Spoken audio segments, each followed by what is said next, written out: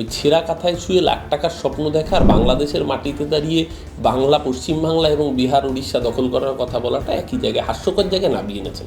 বিদ্যাসাগর বলেছিলেন যে যদি কেউ তোমাকে গালিগালাজ করে তাহলে বুঝবে তুমি কোনো না কোনো একদিন তার উপকার করেছিলে। আমাদের মধ্যে হাজার রাজনীতির লড়াই থাকবে, কিন্তু যখন দেশ আক্রান্ত হবে কোনো রাজনীতির দল কেউ দেখবে। যারা ভারতবর্ষের উপর রক্তচক্ষু হানাতে চেষ্টা করছে, নিজের অকাত্তা ভুলে যাওয়ার চেষ্টা করবেন না। যে 4.5 কোটি 5 কোটি টাকা উঠেছে তিলোত্তমার মুখকে সামনে রেখে বিজ্ঞাপন করে, সেই টাকার হিসেব কোথায়? সেই টাকা কেন তিলোত্তমার বাবা মার কাছে পৌঁছচ্ছে না? খুব স্বাভাবিকভাবে দেশের মানুষ যারা বিজেপিকে সরাতে চায় তাদের কাছে মমতা ব্যানার্জি ছাড়ার অপশন কোথায়? মুর্শিদাবাদের বোমা বিস্ফোরণের ঘটনায় মিলল বাংলাদেশ যোগ। রাজ্যের বিধানসভার বিরোধী দলনেতা শুভেন্দু অধিকারী তিনি সেখানে এনআইএ তদন্ত চাইছেন এবং বলছেন যে এই যে ঘটনা ঘটেছে তা নন্দীগ্রামের বিস্ফোরণের সঙ্গে তুলনাযোগ্য। নন্দীগ্রাম নিয়ে শুভেন্দুর কোনো কথা বলার আগে গত পরশুদিন নন্দীগ্রামের বুকে আপনারা জানেন যে কোঅপারেটিভ ব্যাংকের নির্বাচন ছিল। সেই নির্বাচনে বোমা মেরে তৃণমূল কংগ্রেসের কর্মীকে খুন করা হয়েছে। সেখানে কি এনআইএ চাইছে শুভেন্দু? কাচের ঘরে বসে অন্যদিকে ঢিল ছুটছে, নিজেরা বোমাবাজি করছে, গুন্ডামি করছে, মাস্তানি করছে, আর রাজ্যের বুকে কথায় কথায় আসলে কি হয়েছে, শুভেন্দুর কথায় শুভেন্দুর দলের নেতারাও গুরুত্ব দিচ্ছে না। বিজেপির কেন্দ্রীয় নেতৃত্বের কাছে শুভেন্দু এই মুহূর্তে অস্তিত্বহীন, কার্যত গুরুত্বহীন। তো খবরের শিরোনামে ভেসে থাকার জন্য এই ধরনের চ্যাটাং চ্যাটাং গরম গরম মন্তব্য করবে।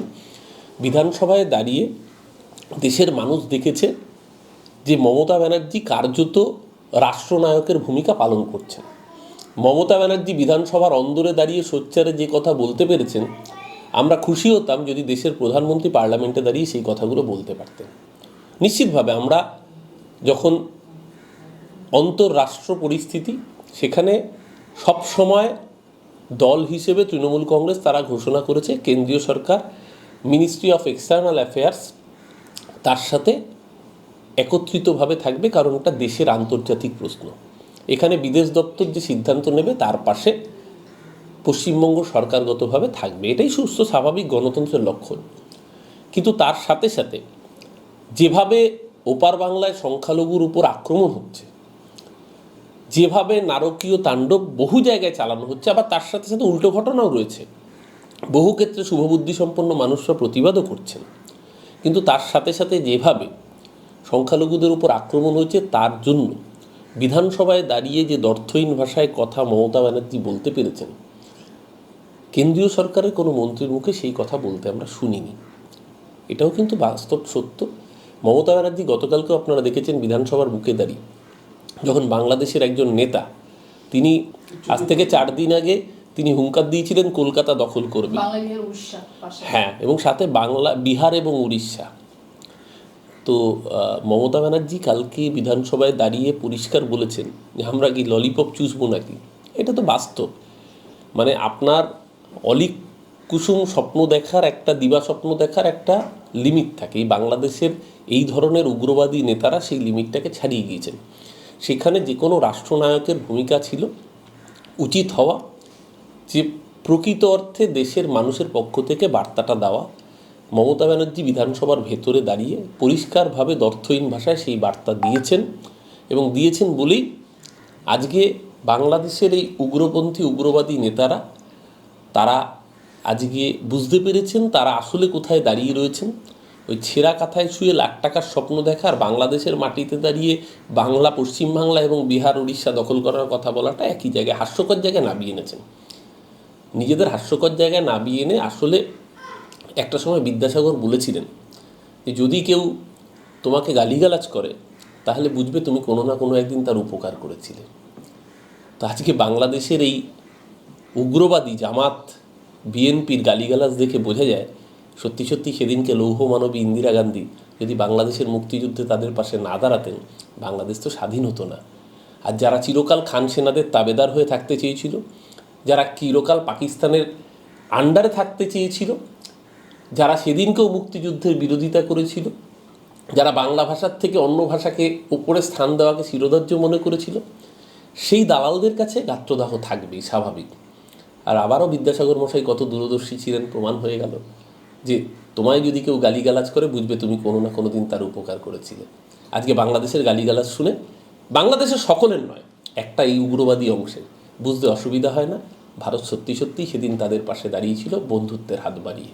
দাদা, আপনি যখন বাংলাদেশের কথা তুললেন, গতকাল একটা ভিডিও ভাইরাল হয়েছে যেখানে পাকিস্তানের কট্টরপন্থী একজন বলছে যে পূর্ব এটা নিয়ে নেবে পুরো, মানে যেটা আমরা 7 করিডোর বলি, এবং বলেছে পরমাণু যেটা পাকিস্তানের রয়েছে সেটাও বাংলাদেশের জন্য। দেখুন, ছেঁড়া কাঁথায় শুয়ে লাখ টাকার স্বপ্ন দেখা ভালো। অলিক কল্পনা, অলিক কুসুম স্বপ্ন দেখতে এখনো পর্যন্ত কোথাও জিএসটি লাগে না। জিএসটি যদিও ভারতবর্ষে রয়েছে, বাকি দেশে ট্যাক্স রয়েছে। স্বপ্ন দেখতে এখনও কোনো দেশ ট্যাক্স চালু করেনি যে আপনি স্বপ্ন দেখলে এত টাকা ট্যাক্স দিতে হবে। তাই যে নেতারা এইসব অলিক কুসুম স্বপ্ন দেখছেন, যেহেতু স্বপ্ন দেখায় এখনও কোনো ট্যাক্স ধার্য হয়নি, তাই তারা স্বপ্ন দেখতেই পারেন। ভারতবর্ষের সেনাবাহিনীর যা বহর আছে, গোটা পাকিস্তান এবং বাংলাদেশ একত্রিত করলেও ভারতবর্ষের সেনাবাহিনীর ধারে ধারের অর্ধেকের কাছেও পৌঁছবে না। নিজের অকাতে থেকে মন্তব্য করা ভালো। আমরা বলছি না ভারতবর্ষ কখনোই অন্য রাষ্ট্রের উপরে তারা দমনপীড়ন নীতি চাপিয়ে দিক, কখনোই সেটা সমর্থন করবেও না কেউ, এবং ভারতবর্ষ সেই কাজ করেও না। কিন্তু যারা এই ধরনের অর্বাচীনের মতো মন্তব্য করছেন, তাদেরকে তো ভারতবর্ষ একাধিকবার শিক্ষা দিয়েছে। দখল তো করতে এসেছিল কার্গিল 1999 সালে, তখন তো অটল বিহারী বাজপেয়ী প্রধানমন্ত্রী ছিলেন, তখন কংগ্রেসের সরকার ছিল না, কিন্তু সারা দেশ একত্রিত হয়ে গিয়েছিল। ভারতবর্ষ, এই জন্যই ভারতবর্ষ, আমাদের মধ্যে হাজার রাজনীতির লড়াই থাকবে, কিন্তু যখন দেশ আক্রান্ত হবে কোনো রাজনীতির দল কেউ দেখে না, সবাই মিলে জাতীয় পতাকার তলায় এসে দাঁড়ায়। এই জন্যই ভারতবর্ষ আজও মাথা উঁচু করে দাঁড়িয়ে রয়েছে, কারণ ভারতবর্ষের সংবিধান আমাদেরকে সেই এক সূত্রে বাঁধতে সাহায্য করেছে। যে ভারতবর্ষের সংবিধান স্বাধীন, সার্বভৌম, গণতান্ত্রিক, ধর্মনিরপেক্ষ প্রজাতন্ত্রের কথা বলে। যেদিনকে পাকিস্তান তৈরি হয়েছিল, তার জন্যই সেদিন দুই পাকিস্তান মিলে যত মুসলমান দুই পাকিস্তানে বসবাস করতেন, তার থেকেও বেশি মুসলমান ভারতবর্ষের মাটিকে আপন করে নিয়েছিলেন। কারণ সেই মুসলমানরাও জানতেন কিরায়াদার হ্যায়, জাতি মকান থোড়ি না হ্যায়, সভি কা খুন হ্যায় শামিল ইহা কি মিট্টি মে, কিসি কি বাপ কি হিন্দুস্তান থোড়ি না হ্যায়। এটা যেরকম ভারতবর্ষের সাম্প্রদায়িক মৌলবাদী শক্তির জন্য প্রযোজ্য, তেমনি ওই পাকিস্তান আর বাংলাদেশের মৌলবাদী শক্তির জন্য প্রযোজ্য। ভারতবর্ষটা কারোর বাবার সম্পত্তি না। এই ভারতবর্ষের মানুষের, যেরকম হিন্দু সেরকম মুসলমানের, তেমনি একইভাবে সেই মুসলমানও বুক দিয়ে দেশমাতৃকাকে রক্ষা করতে জানে। যারা ভারতবর্ষের উপর রক্তচক্ষু হানাতে চেষ্টা করছে, নিজের অকাতটা ভুলে যাওয়ার চেষ্টা করবেন না, তাহলে আবারও একটা 99-এর কার্গিল দেখতে হবে, আবারও একটা 71-এর বাংলাদেশ দেখতে হবে। দাদা, এই রাজ্যের বিষয়টা ফিরে আসবো। আমরা দেখলাম গতকালই আরজিকর ঘটনার 4 মাস পূর্ণ হলো, এবং সেই প্রেক্ষিতে তাদের প্রথম সারি অর্থাৎ ডক্টর ফ্রন্টসের প্রথম সারির একটি আন্দোলনকারী জুনিয়র ডক্টর আশফাকুল্লাহ নাইয়া, তার উপরে বিভিন্ন অভিযোগ তুলে আনছে ডক্টর অ্যাসোসিয়েশনের তরফ থেকে, এবং এই মুহূর্তে একটি মেলও করা হয়েছে, যেটা আমরা জানি যে chief secretary of government of West Bengal স্যারকে তারা মেল করেছেন যে তিনি বেআইনিভাবে তার যে পোস্ট গ্রাজুয়েট যে ডক্টরেট, সেই ডক্টরেটের তিনি ব্যবহার করছেন, তিনি একজন ট্রেনিং হিসাবে তিনি প্র্যাকটিস করতে পারেন না। কি বলবেন এটা নিয়ে? দেখুন, আবারও বলছি, এই যে আন্দোলন ছিল, নিশ্চিতভাবে অভয়া বা তিলোত্তমার মৃত্যু দুঃখজনক, বেদনাদায়ক, মর্মান্তিক, কিন্তু তার মৃত্যুকে ব্যবহার করে নাগরিক আন্দোলনের নামে কার্যত তৃণমূল কংগ্রেসের সরকারকে ফেলে দেওয়ার জন্য যে প্রচেষ্টা চালু ছিল, সেই প্রয়াস আজকে মানুষের সামনে পরিষ্কার। এরা কেউ জাস্টিসের জন্য আন্দোলন করেনি। কেউ শিরদাঁড়া উপহার দিয়ে শিরদাঁড়ার বিজ্ঞাপন করেছিল, পরবর্তীকালে দেখেছিলাম স্টিলের রডের কোম্পানির তারা বিজ্ঞাপনের মডেলের মুখ হতে। এই ডাক্তারদের দেখেছিলাম উৎসবে ফিরছি না, উৎসবে আসবো না, বাঙালির শ্রেষ্ঠ উৎসব দুর্গাপুজোকে বয়কট করে বাংলার অর্থনীতিকে নষ্ট করার একটা প্রয়াস করতে। আবার দুদিন আগে দেখলাম যারা উৎসবে ফিরছি না বলে দুর্গাপুজোর সময় দ্রোহের উৎসব করেছিলেন, তারা দেখলাম দিব্যি ফিল্ম ফেস্টিভ্যালের মঞ্চে উঠে গলায় উত্তরীয় নিচ্ছেন। তো ফিল্ম ফেস্টিভ্যালটা উৎসব নয় নাকি? ফিল্ম ফেস্টিভ্যাল যখন চলছে তখন অভয়ার মুখটা মনে পড়ে না, কারণ সেখানে তো নিজের সিনেমা প্রমোশন হয়। আমরা তো বারবার এই জিনিস দেখেছি যে 4.5 কোটি 5 কোটি টাকা উঠেছে তিলোত্তমার মুখকে সামনে রেখে বিজ্ঞাপন করে, সেই টাকার হিসেব কোথায়? সেই টাকা কেন তিলোত্তমার বাবা মার কাছে পৌঁছচ্ছে না? যে টাকা আন্দোলনের নামে খরচ হয়েছে, বাকি তো এখনও বেশ কয়েক কোটি টাকা রয়েছে, কেন সেই টাকা তিলোত্তমার বাবা মার হাতে তুলে দেওয়া হবে না, যাতে তারা ঠিক করবেন যে তার মেয়ের নামে কোনো ট্রাস্ট করবেন না, কোনো অন্য সংস্থায় তারা সেই কাজ ব্যবহার করবেন? গোটাটাই হয়েছিল রাজ্য সরকারকে মেলাইন করার লক্ষ্যে একটা কুৎসিত নোংরা অপপ্রচার ব্যবহার করে পশ্চিমবঙ্গ সরকারকে ফেলে দেওয়া একটা ষড়যন্ত্র। এবং এক্ষেত্রে আমি বলছি, রেফারেন্স ফ্রেম ছিল বাংলাদেশ। 5ই আগস্ট শেখ হাসিনা ছাড়তে বাধ্য হয়েছিল দেশ। তারপরে কি হয়েছে, আজকে তো দেশের মানুষের সামনে আই ওপেনার যে বাংলাদেশ কি ছিল আর কি হয়েছে। আজকে তো দেশের মানুষ বুঝছে, আর যারা সেদিনকে বাংলাদেশকে সামনে রেখে দাবি করেছিল দফা 1 দাবি 1 মমতার পদত্যাগ, সেই মুখগুলো কোথায়? সেই মুখগুলো হচ্ছে শুভেন্দু অধিকারী, সেই মুখগুলো হচ্ছে সিপিএমের এই চ্যাংরা ছোড়ারা, যারা রাস্তায় নেবে দফা 1 দাবি 1 করেছিল, যারা উস্কানি দিয়েছিল, এরা এই সিপিএমের মালগুলো। এরা বাংলাদেশের সমানে সোশ্যাল মিডিয়া জুড়ে পোস্ট করেছিল। একটাকে এখন পোস্ট করতে দেখছেন? সিপিএমের একটা নেতাকেও পোস্ট করতে দেখেছেন? চ্যাংরাগুলোর কথা বাদ দিন, একটা সিপিএমের কোনো নেতা আজকে ভোকাল বাংলাদেশ নিয়ে, বাংলাদেশের এই পরিস্থিতি নিয়ে? শেখ হাসিনার সময় সকলে ভোকাল ছিল, শেখ হাসিনার সময় নিশ্চিতভাবে যদি অগণতান্ত্রিক হয়ে থাকে তার সমালোচনা করুন।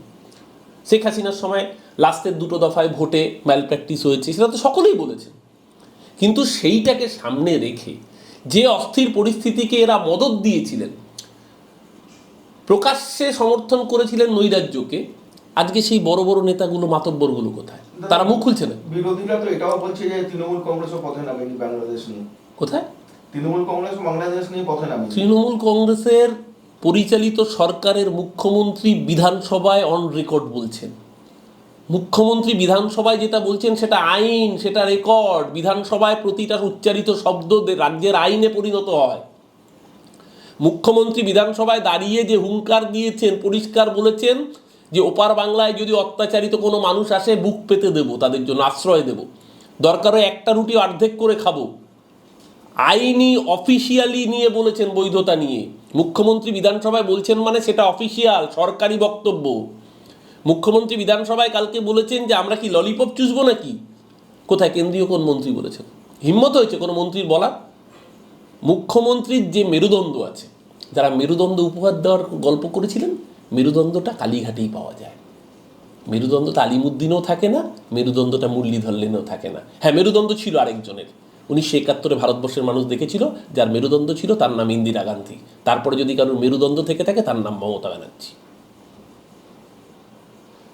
দাদা, গতকাল দেখা গেছে আপনাদেরই বিধায়ক হুমায়ুন কবির উনি বলেছেন যে আবার একটা বাবরি মসজিদ তৈরি হবে মুর্শিদাবাদের বুকে এবং 2025 সালে তার ভিত্তিপ্রস্তর স্থাপন করবেন মুখ্যমন্ত্রী স্বয়ং।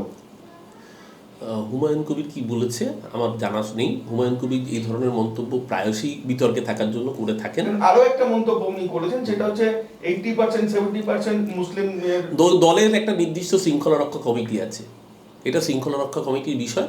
আমি নিশ্চিত শৃঙ্খলা রক্ষা কমিটি নিশ্চিত এই বিষয়ে কঠোরতম ব্যবস্থা তারা পর্যবেক্ষণ করে নিশ্চিতভাবে তারা জানাবেন। এটা দলের শৃঙ্খলা রক্ষার প্রশ্ন, দলের যে শৃঙ্খলা রক্ষা কমিটি রয়েছে এটা তারা নিশ্চিতভাবে সিদ্ধান্ত নেবে। এই বিষয়ে আমরা কোনো মন্তব্য করতে পারবো না। এটা বলতে পারবো না। হুমায়ুন কবির মাঝে মাঝেই উনি সংবাদের শিরোনামে থাকার জন্য এই ধরনের মন্তব্য করেন, কিন্তু আমি তৃণমূল কংগ্রেস শৃঙ্খলাবদ্ধ দল বলেই আমরা জানি। নিশ্চিতভাবে দলের শৃঙ্খলা রক্ষা কমিটি এই বিষয়ে কোনো না কোনো পদক্ষেপ নিশ্চিতভাবে নেবেন। যারা দায়িত্বে রয়েছেন তারা নিশ্চয়ই বিষয়গুলো দেখছেন। দাদা, রাজ্যসভায় জগদীপ ধনখড়ের বিরুদ্ধে অনাস্থা, বিরোধীদের আনা প্রস্তাব আলোচনায় সবসময় বাধা লোকসভা ও রাজ্যসভায়, অথচ একই ধরনের আলোচনা যদি বিজেপি সাংসদরা করতে চায় তখন অনুমতি দিচ্ছেন রাজ্যসভার চেয়ারম্যান। কি বলবেন, তিনি কি গদি হারাতে চলেছেন কোনোভাবে? কারণ তার বিরুদ্ধে বিরোধীরা অনাস্থা করছেন।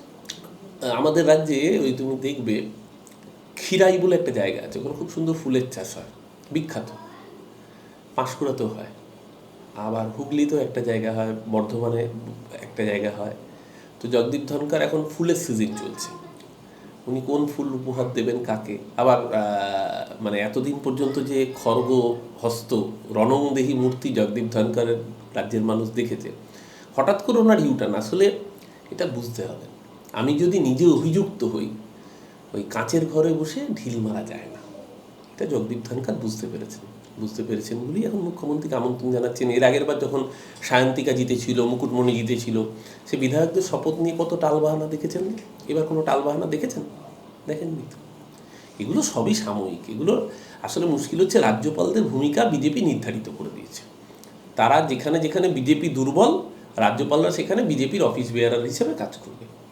তা আমরা রাজ্যপালের উদ্দেশ্যে আমার মনে হয় যে বিজেপির হয়ে কাজ করতে গেলে রাজভবনে এই ওয়াকআপ প্রপার্টি তো জনগণের ট্যাক্সের টাকা ধ্বংস করে রাজভবনে এই বিলাসিতা না করে সরাসরি মুরলীধর লেনে তিনি এক কামরার ঘর নিয়ে থাকলেই পারেন, সেখান থেকে এই মন্তব্যগুলো করলেই পারেন। কিন্তু ইদানিংকালে দেখছি রাজ্যপালের শুভবুদ্ধির উদয় হয়েছে, এবারে শপথ গ্রহণ হয়ে গিয়েছে স্মুথলি, কোনো অসুবিধা হয়নি। মুখ্যমন্ত্রীকে সৌজন্য, আর মুখ্যমন্ত্রী চিরকালই সৌজন্যের রাজনীতি করেন, মুখ্যমন্ত্রীও সৌজন্য জানিয়েছেন, শুভেচ্ছা জানিয়েছেন, ফুল পাঠিয়েছেন। সামনে বড়দিন আসছে, নিশ্চিতভাবে কেকও পাঠাবেন, হয়তো কেক খেতে ভালো লাগে বড়দিনের সময়, আশা করবো রাজ্যপালও কেক খাবেন। জগদীপ ধনখড় তো রাজ্যসভার চেয়ারম্যান, সেক্ষেত্রে অন্য কি বিকল্প হতে পারে? তিনি তো উপরাষ্ট্রপতিও, কিন্তু উপরাষ্ট্রপতির বিরুদ্ধে তো অনাস্থা আনা যায়। তবে কি বিরোধীরা চাইছেন চেয়ারম্যান পরিবর্তন হোক নাকি ভাইস চেয়ারম্যানই সংসদ চালাক? দেখুন, আমি আবারও বলছি, এটা পার্লামেন্টে সংসদীয় কমিটি রয়েছে, সেই সংসদীয় কমিটি তারা বিচার করবে। মানে ইন্ডিয়া অ্যালায়েন্স একটা ব্লক আলাদা, তার মধ্যে তৃণমূল কংগ্রেসের রাজ্যসভার সংসদ, এটা রাজ্যসভার বিষয়। রাজ্যসভার যারা দায়িত্বপ্রাপ্ত নেতৃত্ব রয়েছেন, ডেরেক ওব্রায়েনের মতো সিনিয়র নেতৃত্বরা রয়েছেন তৃণমূল কংগ্রেসের পক্ষ থেকে, তারা এটা, সেখানে মমতা বন্দ্যোপাধ্যায় চেয়ারপারসন, তার সাথে আলোচনা সাপেক্ষে সেই সিদ্ধান্ত গ্রহণ করবেন। সেটা তো আমাদের পক্ষে এখান থেকে বলা সম্ভব নয়, সেটা নিশ্চিতভাবে আমরা সেই বিষয়ে কোনো মন্তব্য করতে পারি না, আমরা অনুমান করতে পারি এই পর্যন্ত। দাদা, ইন্ডিয়া জোটের হাল কি এবার মমতা বন্দ্যোপাধ্যায়ের হাতে? কারণ ইতিমধ্যে আমরা যেটা দেখছি যে সমাজবাদী পার্টি নেতা অখিলেশ যাদব থেকে শুরু করে এনসিপি নেতা শরদ পাওয়ার এবং এবার লালু প্রসাদের মুখেও একই কথা, তিনি বলছেন কংগ্রেসের কোনো কথাই আর শুনবো না। দেখুন, শুধু তাই না, এমনকি দক্ষিণের দলগুলো, ওয়াইএসআর কংগ্রেস থেকে শুরু করে একাধিক দল, তামিলনাড়ুর বুকে স্ট্যালিন, ডিএমকে, স্বয়ং লালু প্রসাদ যাদবের মতো সিনিয়র ভেটারান পলিটিশিয়ান এই কথা বলেছেন। তার একটাই কারণ, আপনি যদি পার্লামেন্টারিয়ান পলিটিক্সের কথা ভাবেন, সারা দেশের মধ্যে এই মুহূর্তে সবচেয়ে বেশি অভিজ্ঞতা সম্পন্ন ব্যক্তি যে দুজন রয়েছেন, তাদের মধ্যে অন্যতম হচ্ছেন একজন এনসিপির প্রধান শরদ পাওয়ার, একজন লালু প্রসাদ যাদব। বয়সের কারণেই তাদের পক্ষে সেই সক্রিয়তা সম্ভব নয়। আর তার পরপরই যদি ভাবেন, সেই জায়গাটা এক এবং একমাত্র মমতা বন্দ্যোপাধ্যায়, কারণ বাকি জেনারেশন কিন্তু তার থেকে পরের। এমনকি সোনিয়া গান্ধীরও সংসদীয় রাজনীতির অভিজ্ঞতা মমতা ব্যানার্জির থেকে কম। মমতা ব্যানার্জি 1984 সালে সাংসদ, সোনিয়া গান্ধী সক্রিয় রাজনীতিতে আসেন যখন পিভি নরসিমহা রাও প্রধানমন্ত্রী, সেই সময় মানে রাজীব গান্ধী চলে যাওয়ার পরবর্তীকালে। আর রাজীব গান্ধী মন্ত্রিসভার দায়িত্বে তখন সাংসদ ছিলেন মমতা বন্দ্যোপাধ্যায়, অর্থাৎ মমতা বন্দ্যোপাধ্যায়ের সংসদীয় অভিজ্ঞতা সোনিয়া গান্ধীর থেকেও বেশি সেই অর্থে দেখতে গেলে। খুব স্বাভাবিকভাবে সারা ভারতবর্ষের মধ্যে গ্রহণযোগ্যতার জায়গায় মমতা ব্যানার্জির যে অভিজ্ঞতা, সেই অভিজ্ঞতা তাকে বাকিদের থেকে অনেক কদম এগিয়ে রেখেছে। এবং এই কথা আজকে নিশ্চিতভাবে লালু প্রসাদ যাদব সিনিয়রিটির দিক থেকে মমতা দিক থেকেও হয়তো অভিজ্ঞ, কিন্তু লালু প্রসাদ যাদবের যে শারীরিক কন্ডিশন, শরদ পাওয়ারের যে শারীরিক অবস্থা, তাদের সারা ভারতে সর্বভারতীয় রাজনীতির ক্ষেত্রে সেটা তাদের একটা প্রতিবন্ধকতা।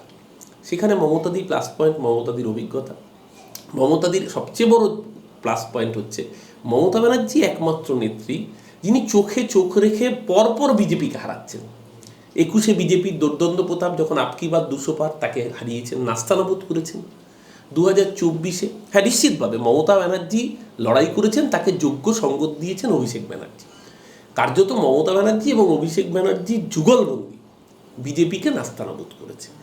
সেই জায়গায় দাঁড়িয়ে যে মানুষ আশা করেছিল বিজেপি হারবে, মানুষ তো আশাভঙ্গ হয়েছে মহারাষ্ট্রের ফলে। মানুষ তো এবার, কংগ্রেস তো জেতা ম্যাচ হাতছাড়া করেছে হরিয়ানায়, কংগ্রেস মহারাষ্ট্রের প্রপারলি অ্যালায়েন্সটা করতে পারলো না বলে, ভালো করে লড়াইটা দিতে পারলো না বলে মহারাষ্ট্রে এই ধরনের রেজাল্ট হলো। খুব স্বাভাবিকভাবে দেশের মানুষ যারা বিজেপিকে সরাতে চায়, তাদের কাছে মমতা ব্যানার্জি ছাড়ার অপশন কোথায়? এটা তো আলাদা করে কোনো নেতা বা নেত্রীকে না বললেও চলে। দেশের মানুষের কাছে এই মুহূর্তে যদি অল্টারনেটিভ অপশন ভাবেন যে বিজেপিকে লড়তে পারবে, রুখতে পারবে, সেই অপশনের নাম কিন্তু মমতা ব্যানার্জি, নোবডি এলস। তো তাদের মনের কথাই প্রতিফলিত করেছেন এই নেতারা। আমি ধন্যবাদ জানাবো লালু প্রসাদ যাদবকে বা শরদ পাওয়ারের মতো নেতৃত্বকে বা স্ট্যালিনের মতো নেতৃত্বকে, ওয়াইএসআর কংগ্রেস থেকে শুরু করে সারা ভারতবর্ষের একাধিক রাজনৈতিক শক্তি। অরবিন্দ কেজরিওয়াল সবসময় মমতা ব্যানার্জিকে নেত্রী বলে মনে করেন, আম আদমি পার্টির মতো। অখিলেশ যাদব একই কথা বলছেন। সমাজবাদী পার্টি মানে উত্তরপ্রদেশ থেকে শুরু করে পাঞ্জাব, দিল্লি থেকে শুরু করে মহারাষ্ট্র থেকে শুরু করে বিহার থেকে শুরু করে এদিকে কর্ণাটক, দক্ষিণাত্য থেকে শুরু করে তামিলনাড়ু পর্যন্ত সারা ভারতবর্ষে সমস্ত দলের নেতা নেত্রীরা বলছেন একটাই কথা, বিজেপি বিরোধিতার মুখের নাম মমতা বন্দ্যোপাধ্যায়। তো এটা আমাদেরও বলতে হচ্ছে না, এটা সারা ভারতের মানুষের ন্যাচারাল চয়েস হয়ে যাচ্ছে মমতা ব্যানার্জি একদিকে তার ট্র্যাক রেকর্ড বিজেপিকে পরপর হারানো, তার রাজনৈতিক অভিজ্ঞতা এবং তার প্রশাসনিক দক্ষতা। 7 বারের সাংসদ, একাধিক দফায় কেন্দ্রীয় মন্ত্রী, রেল দপ্তরের দায়িত্ব সামলানো, বাজেট পেশ করা নেত্রী, কখনো যুব কল্যাণ দপ্তরের দায়িত্ব সামলেছেন, কখনো কেন্দ্রীয় কয়লা মন্ত্রকের কিছু দায়িত্ব সামলেছেন, পরবর্তীকালে রাজ্যের 3টে দফায় মুখ্যমন্ত্রীর দায়িত্ব সামলে শুধু তাই না, নাস্তানাবুদ করে দিচ্ছেন বিরোধী বিজেপিকে। তো অটোমেটিক চয়েস মমতাদি বিজেপি বিরোধিতা। সেক্ষেত্রে কংগ্রেস কোনো রকম ফ্যাক্টর হবে না? কারণ দাদা একটা প্রশ্ন, যে সাংসদ সংখ্যা নিয়ে একটা প্রশ্ন উঠছে, কারণ তৃণমূল কংগ্রেস আমরা এই মুহূর্তে জানি যে বাংলায় 29টি সাংসদ, অন্যদিকে কংগ্রেসের 99টি সাংসদ, সেই পরিপ্রেক্ষিতে কি বলবেন? দেখুন, আমি আবারও বলছি, ভারতবর্ষ বহু গণতন্ত্রের দেশ। ভারতবর্ষ যখন আইকে গুজরাল প্রধানমন্ত্রী হয়েছিলেন, তার কজন সাংসদ ছিল? ডাবল ডিজিটও ছিল না, সিঙ্গেল ডিজিটের সাংসদ। সেটা নিয়েও তো দেশের প্রধানমন্ত্রীত্ব এমন একটা জায়গা যেখানে কটা সাংসদ তার থেকেও বড় কথা তার দক্ষতা। মমতা ব্যানার্জির দক্ষতা, মমতা ব্যানার্জির অভিজ্ঞতা, মমতা ব্যানার্জির প্রশাসনিক কাজ চালানোর যে এক্সপার্টাইজ, সমস্ত কিছু সর্বভারতীয় স্তরে সবচেয়ে বড় কথা। বাকি নেতৃত্বের সাথে যে কোরিলেশন, মমতা ব্যানার্জির যে সমীহ সর্বভারতীয় রাজনীতিতে, সেটা বাকি কোনো নেতার ওই জায়গায় নেই। রাহুল গান্ধী নিশ্চিতভাবে, কংগ্রেস বড় দল, কিন্তু রাহুল গান্ধী বড় নেতা, ভালো নেতা। রাহুল গান্ধীর সর্বভারতীয় স্তরে একটা গ্রহণযোগ্যতা নিশ্চয়ই আছে, কিন্তু রাহুল গান্ধীর অভিজ্ঞতার থেকে মমতা বন্দ্যোপাধ্যায়ের অভিজ্ঞতা ধারে এবং ভারে, প্লাস বিজেপিকে পরপর হারানোর ট্র্যাক রেকর্ডে অনেকটাই এগিয়ে রয়েছেন মমতা বন্দ্যোপাধ্যায়। এটা তো বাস্তব সত্য। বাস্তবকে তো আপনি উপেক্ষা করলে, অগ্রাহ্য করলে ভুল হবে। দাদা, যদি একটু রাজ্যের দিকে ফিরি, সেখানে বারবার ধরেই দেখা যাচ্ছে যে বিরোধী দল এবং ধর্মীয় যারা রয়েছে সংগঠনগুলো কোনো জায়গায় যখনই সভা করতে যাচ্ছে তাদের পারমিশন কোর্ট থেকে নিতে হচ্ছে, এই নিয়ে অনেক চর্চা হচ্ছে। সেক্ষেত্রে বলছেন যে সিদ্দিকুল্লাহ চৌধুরী, বিরোধী দলনেতা শুভেন্দু অধিকারী বলছেন সিদ্দিকুল্লাহ চৌধুরী বা মাননীয় তোহা সিদ্দিকী মহাশয় যখন সভা করছেন তাদের পারমিশন নিতে হচ্ছে না। এই দেরানার নেতা শুভেন্দু অধিকারী কি বললো কিছু যায় আসে না। আগে শুভেন্দুকে জিজ্ঞাসা করুন, ধর্ম ছেড়ে দিন। দেশের যারা খাবার মুখে যোগায় মানুষের, মুসলমানের মুখেও যে খাবার যোগায়, হিন্দুর মুখেও যে খাবার যোগায়, খ্রিস্টান পারসিক সবার মুখে যে খাবার যোগায়, সে দেশের কৃষক। দেশের কৃষককে দিল্লি বর্ডারে আটকে দিচ্ছে, সিংহ বর্ডারে আটকে দিচ্ছে কেন? এখনো তো দেশের কৃষকরা রাস্তায় বসে রয়েছে। ও বড় বড় বাতেলা মারছে, কৃষকদের আন্দোলন করতে দেয় না, বড় বড় লেকচার মারতে এসছে এখানে উস্কানির আগুন লাগানোর জন্য ওকে অ্যালাউ করবে? কোর্টে যাক না, বাদন কি করেছে? আদালত তো আছে, আদালত অনুমতি দিলে করবে। শুনুন, বাংলার বুকে ধর্ম নিয়ে আগুন লাগাতে দেওয়া হবে না। ওরা চাইছে ধর্ম নিয়ে আগুন লাগাতে, কারণ একমাত্র বাংলা যেটা ওরা দখল করতে পারছে না। বারবার করে উস্কানি দেওয়ার চেষ্টা করছে। বাংলার মানুষ এই প্রভোকেশনে পা দেবে না। পরিষ্কার কথা, লাউড অ্যান্ড ক্লিয়ার, বাংলার মানুষ কোনো রকম প্রভোকেশনে পা দেবে না। এখানে ধর্মীয় গুন্ডাগিরি করতে আসলে ওদের অস্ত্রেই আটকানো হবে। এখানে ধর্মীয় গুন্ডাগিরি করতে আসলে বাংলার মানুষ সেটা টলারেট করবে না। আজকে সুপ্রিম কোর্টে শুনানি আছে দাদা, কি আশা রাখছেন অবহায়া নিয়ে? বিচারপতি সঞ্জীব খান্নার বেঞ্চে প্রথম শুনানি। দেখুন, আবারও বলছি, এই অভয়া কাণ্ডের তদন্ত সিবিআই করছে। সিবিআই একটা সেন্ট্রাল এজেন্সি। আমরা চাইব সিবিআই বিজ্ঞানসম্মত উপায়ে সমস্ত দিক খতিয়ে রেখে তদন্ত করেছে। ইতিমধ্যে সিবিআই একটা দফায় চার্জশিট জমাও দিয়েছে, এবং সেই চার্জশিটে সঞ্জয় রায় সার্কামস্টেন্সিয়াল এভিডেন্স সহ DNA mapping, digital footprint, biometric সহ দেখা যাচ্ছে সঞ্জয় রায় খুন এবং ধর্ষণ করেছে। আশা করব সিবিআই তারা পূর্ণাঙ্গ চার্জশিট জমা দেবে, এবং যেভাবে পশ্চিমবঙ্গ সরকার ফাস্ট ট্র্যাক কোর্ট তৈরি করে জয়নগর মামলাকে মাত্র 61 দিনের মধ্যে দোষী সাব্যস্ত করিয়েছে, সুপ্রিম কোর্টও নিশ্চিতভাবে যে দোষী এই মামলায় তার চূড়ান্ততম শাস্তি সারা ভারতবর্ষের মানুষ দেখতে চাইছে। এখানে কোনো রাজনীতি নেই। যে ধর্ষণ করেছে, যে খুন করেছে, তাকে ফাঁসির কাস্টে সারা ভারতবর্ষের মানুষ দেখতে চায়, এবং সেটা যাতে কোনো রকম বিলম্বিত না হয়। ফাঁসি কাঠে মানুষ দেখতে চায়। সুপ্রিম কোর্টের কাছে মানুষের আশা, সিবিআইয়ের কাছে মানুষের প্রত্যাশা, দ্রুততার সাথে পূর্ণাঙ্গ চার্জশিটের পরে যাতে ফাঁসির রায় হয়, দৃষ্টান্তমূলক শাস্তির রায় হয়, সারা ভারতবর্ষের মানুষ অপেক্ষা করছে। শুধু গায়ে লাগবে বিজেপি আর বামের, বঙ্গ বিজেপি আর বঙ্গ বামের, কারণ এরা তো নিজের পছন্দ মতো ফাঁসি আর ধর্ষক সাজিয়েছিল, খুনি আর ধর্ষক সাজিয়েছিল। তো ওদের পছন্দ মতো খুনি আর ধর্ষক, মানে ওদের স্ক্রিপ্ট অনুযায়ী, চিত্রনাট্য অনুযায়ী, যারা ওই কখনো শীত দ্বারা উপহার দিয়ে পরে ইস্পাতের রডের বিজ্ঞাপন করেছে, যারা কেউ উৎসবে ফিরবো না বলে ফিল্ম ফেস্টিভ্যালের মঞ্চে গিয়ে উত্তরীয় করেছে, তাদের কথা ধরছি না। যে প্রকৃত দোষী, তদন্তে যে দোষী চিহ্নিত হবে তার যেন ফাঁসি নির্দিষ্ট হয়, ভারতবর্ষের মানুষের দাবি এটা।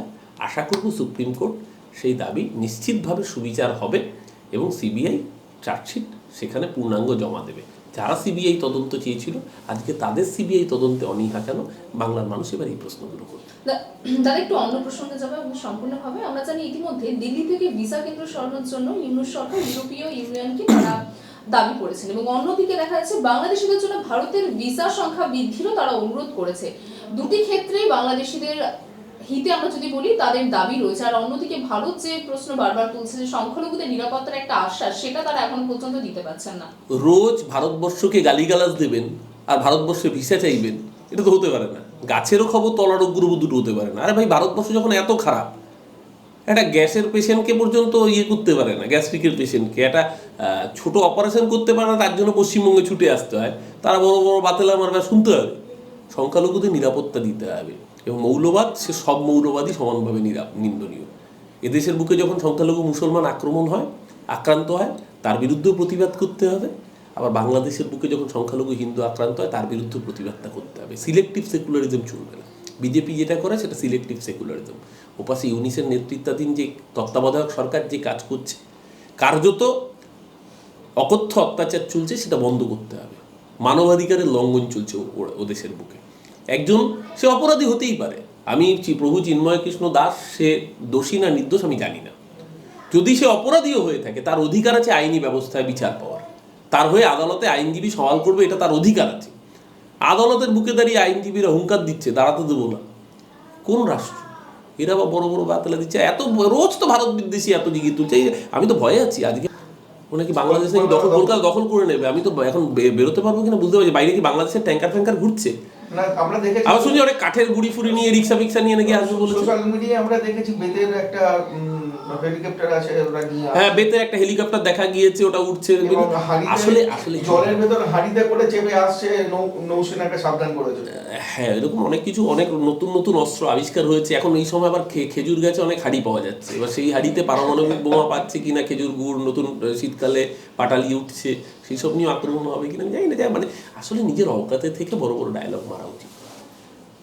এই মানুষের কাছে হাস্যস্পদ হয়ে যাচ্ছে বাংলাদেশ, সারা পৃথিবীর মানুষের কাছে। শেষ প্রশ্ন আমার তরফ থেকে, যেটা একদম সবার প্রথম যে প্রশ্নটা নন্দীগ্রাম নিয়ে করা হয়েছিল, সেই নন্দীগ্রামের সমবায় নির্বাচনে সুপ্রিম কোর্টের অর্ডার সিআরপিএফ নামাতে হবে কেন? নন্দীগ্রাম তো বিরোধী দলনেতার জায়গা, সেখানে তৃণমূল কংগ্রেসের কর্মী খুন হচ্ছে, কিন্তু সরাসরি লিডার অফ অপোজিশনের বিরুদ্ধে অমিত শাহের অনাস্থা।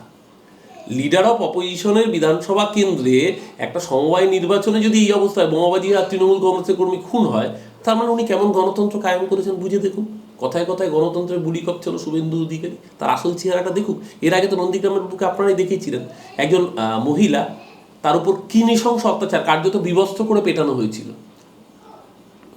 মানে মেন স্ট্রিম মিডিয়া খবর করেনি, কিন্তু সোশ্যাল মিডিয়া খবর করেছিল, ইউটিউব আপনাদের মতো পোর্টালরা কিন্তু দেখিয়েছিল যে নারকীয় তাণ্ডব করা হয়েছিল। কেন? কারণ তার স্বামী তৃণমূল করতেন। রাতের অন্ধকারে কার্যত তাকে ধর্ষণ করতে পাঠিয়েছিল শুভেন্দুর বাহিনী এই আর্যিকর আন্দোলন চলার সময়। যে শুভেন্দু নারী স্বাধীনতা, নারী সুরক্ষা, নারী সম্ভ্রম নিয়ে ডায়লগ দিচ্ছে কলকাতায় দাঁড়িয়ে, ওর নিজের বিধানসভা কেন্দ্রে একজন মহিলা তার পরিবার তৃণমূল করে বলে রাতের অন্ধকারে বিজেপি লুম্পেন বাহিনী পাঠিয়ে দিচ্ছে তাকে ধর্ষণ করতে। এটাই শুভেন্দু অধিকারী। এবং দুজন বিজেপি পরিবার যারা বিজেপি করে, দিদিকে বলো ফোন করে, তারা কিন্তু আবাস যোজনার ঘর পেয়েছে। না, এটা আমরা তো আবারও বলছি, আবাস যোজনার ক্ষেত্রে বিজেপি টাকাটা আটকে রেখেছে। তৃণমূল কংগ্রেসের সরকার অভিষেক বন্দ্যোপাধ্যায়ের নেতৃত্বে তৃণমূল কর্মীরা আন্দোলন করেছিল গত বছরের অক্টোবর মাসে 2 তারিখ এবং 3 তারিখ 2023-এ। আমরা সবাই দিল্লিতে গিয়েছিলাম অভিষেক বন্দ্যোপাধ্যায়ের নেতৃত্বে। একটাই দাবি ছিল, বাংলার গরিব মানুষের কি অপরাধ, তারা বিজেপিকে ভোট দেয় না বলে তাদের বাড়িঘর আটকে রাখা হবে? এই কোন অন্যায় চলছে? এই মাৎসন্যায় চলতে পারে না। বাংলা হান্টের আরো খবর দেখতে নজর রাখুন। বাংলা খবর মানেই বাংলা হান্ট।